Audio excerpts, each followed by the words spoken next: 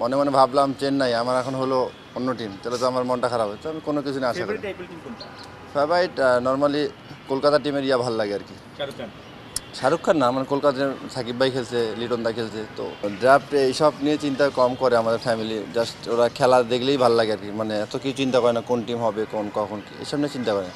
ওরা জাস্ট খেলাই দেখে আর কিছু না। নর্মালি এরকম আমি চিন্তা করি না কখনো, যেমন বিপিএলের ড্রাফট নিয়েও চিন্তা করি না, যে নর্মাল থাকার চেষ্টা করি যে কিছু একটা তো সব কিছু তো আল্লাহর হাতে।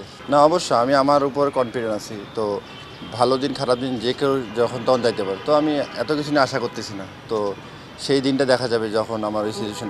না, ওয়ার্ল্ড কাপ শেষ করার পর অনেক কিছু বিষয় নিয়ে কাজ করতেছিলাম, ভেরিয়েশন এবং লাইন লেন্থ। তো আশা করা যায় ইনশাল্লাহ সামনের যে সিরিজগুলো আসবে ভালো করার চেষ্টা করব। না আলহামদুলিল্লাহ বেটার।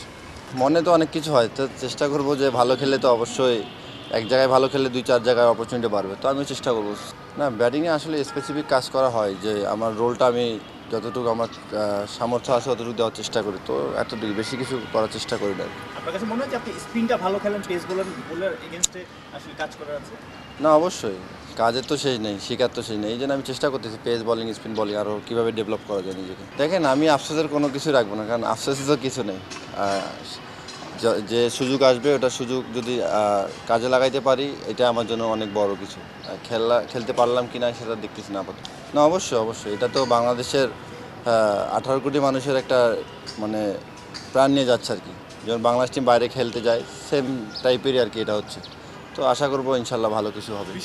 আশা তো সবসময় সব ম্যাচ খেলারই থাকে, তো এখন পর্যন্ত জানি না কি হবে, দেখা যাক সামনে টুর্নামেন্ট শুরু হলে বোঝা যাবে। যে না, আমি ওদের সঙ্গে কথা হলে আমি জাস্ট বলি যে তোমরা হচ্ছে নেক্সট প্রজন্ম আর কি, তোমরা বাংলাদেশকে অনেক বড় পর্যায়ে নিয়ে যাবা, তো চেষ্টা করো যে কিভাবে দেশকে ভালো কিছু দেওয়া যায় আর কি। আলটিমেটলি তো দেশ।